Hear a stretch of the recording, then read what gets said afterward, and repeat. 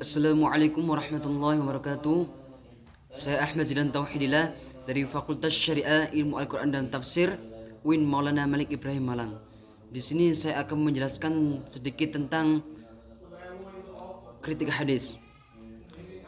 Ulama hadis mendefinisikan kritik hadis dikenal dengan istilah naqd al-hadis, yaitu sebuah disiplin ilmu yang membahas tentang bagaimana membedakan antara hadis sahih dan dhaif, mengetahui adanya ilat pada hadis dan cara menghukumi perawi-perawinya dengan tinjauan jarh wa ta'dilnya dengan menggunakan lafal-lafal khusus yang mengandung makna tertentu yang hanya diketahui oleh pakar ahli hadis.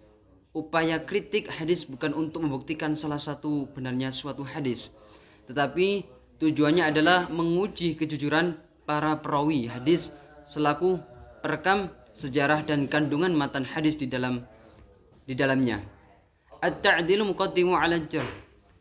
Penilaian ta'dil didahulukan atas penilaian jarh, yaitu kaidah ini dipakai apabila ada kritikus yang memuji seorang rawi dan ada juga ulama hadis yang mencelanya. Kritik hadis ini pada dasarnya bertujuan untuk menguji dan menganalisis secara kritis kebenaran suatu hadis. Dapat dibuktikan termasuk komposisi kalimat yang terdapat dalam matan. Urgensi kritik hadis pada umumnya terdapat pada dua hal, yaitu kritik sanad dan matan. Terdapat pendapat yang berbeda antara kaidah yang dianut oleh ulama hadis klasik dengan ulama kontemporer mengenai istilah kritik sanad dan matan. Ulama klasik berpendapat bahwa setiap sanad yang sahih bisa dipastikan matanya juga sahih. Begitu pula juga sebaliknya. Sementara ulama hadis kontemporer berpendapat bahwa kesahihannya atau kedhaifnya suatu sanad tidak mempengaruhi kualitas matan. Begitu pula sebaliknya. Kaidah ulama modern ini dicetuskan oleh ulama khalaf atau setelah masa fitnah. Karena banyaknya aksi pemalsuan hadis pada masa fitnah yang dilakukan oleh kaum Syiah, Mu'tazilah, Ahlu Bid'ah dan kelompok lainnya. Mereka sengaja membuat matan palsu dan mencuri. Untuk penerapan ilmu al-jarh wa ta'dil ini tanpa disadari sudah ada di zaman Rasulullah yang terus berkembang seiring masa ke masa. Dengan adanya perkembangan zaman ilmu ini semakin digalakkan, salah satunya ketika masa Khalifah Utsman bin Affan, karena terdapat banyak perawi yang mencoba memalsukan hadis Nabi yang bertujuan pada tujuan tertentu.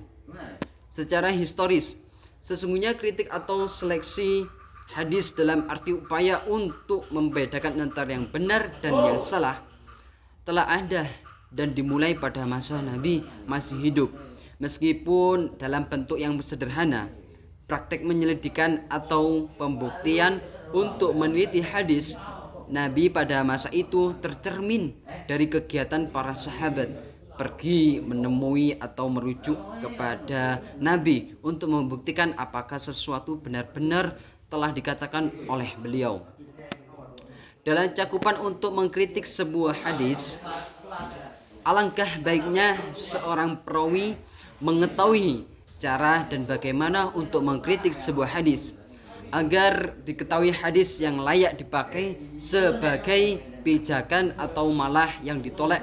Agar tidak salah dalam mengkritik sebuah hadis, perlunya kita mengetahui ilmu-ilmu yang dapat mengkritik sebuah hadis sesuai dengan kaidah hadis sahih. Ilmu yang yaitu dengan mempelajari ilmu rijalul hadis. Ilmu rijalul hadis ini ilmu yang merupakan ilmu yang mempelajari hal ikhwal para perawi hadis. Juga ilmu ini merupakan bagian dari ulumul hadis yang sangat penting, dan yang mana ilmu hadis mempelajari sanad dan matan hadis. Dalam hal ini ilmu rijalul hadis terbagi menjadi dua bagian, yaitu ilmu tarikhul ruwah atau yang bisa disebut dengan ilmu sejarah perawi hadis dan ilmu jarh wa ta'dil. At-Tadhuh yaitu ilmu yang membahas tentang para rawi hadis dari segi yang berhubungan dengan periwayatnya mereka terhadap hadis. Kemudian ilmu yang Jarh wa Ta'dil yaitu ilmu yang membahas data-data perawi hadis dari segi kelemahan dan kelebihannya dalam meriwayatkan hadis. Untuk lebih menguatkan pengkritikan hadis yaitu bisa dilakukan dengan cara mentakhrij atau hadis, yaitu kata takhrijul hadis berasal dari kata takhrij adalah bentuk masdar dari kharaja yukhriju takhrijan, artinya tampak dari tempatnya atau keadaannya dapat disimpulkan, yaitu menampakkan dan memperlihatkan hadis kepada orang dengan menjelaskan asal usulnya. Dengan mentakhrij hadis akan dimudahkan dalam melakukan penelitian sanad dan mengetahui status dan kualitasnya dalam mentakhrij hadis, seperti diriwayatkan oleh Tobroni, yaitu panjinya atau royah Rasulullah SAW yang berwarna hitam dan benderanya atau liwak berwarna putih, tertulis di dalamnya kalimat la ilaha illallah Muhammadur Rasulullah.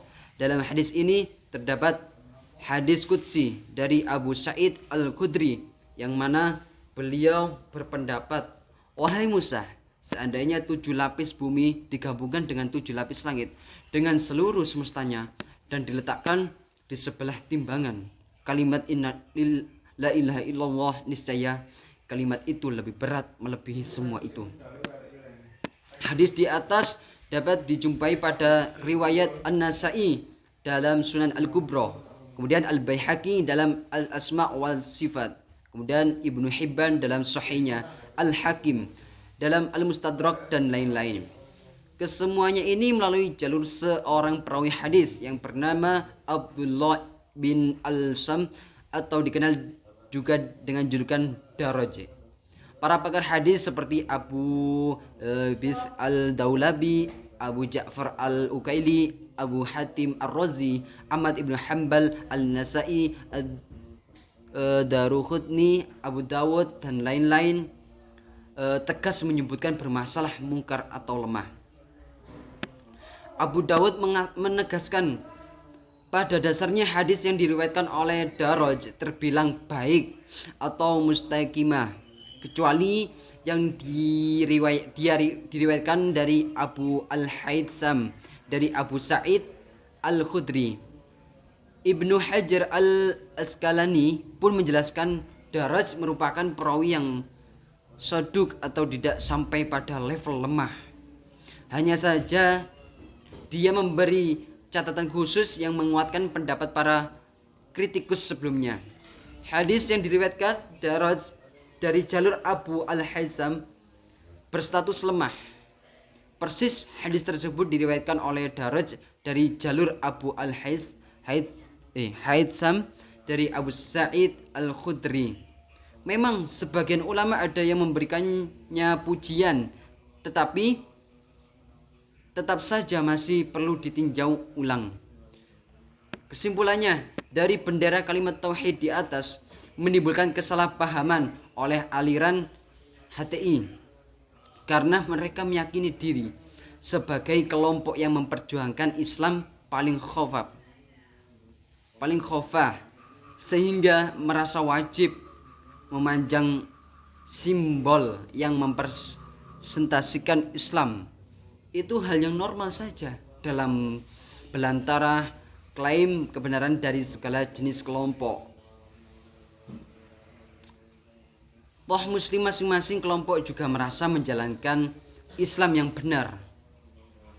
Problemnya simbol bendera hitam dan putih itu yang paling memainkan citra visual terkuat atas HTI di tengah-tengah publik, bukan simbol resmi Hizbut Tahrir sendiri. Belum pernah melihat para aktivis HTI memanggul logo resmi Hizbut Tahrir dalam aksi mereka. Kalau ada, pasti kalah dominan dengan kemunculan bendera hitam dan putih. Demikian yang dapat saya sampaikan, kurang lebihnya mohon maaf. Akhirul kalam. Wassalamualaikum warahmatullahi wabarakatuh.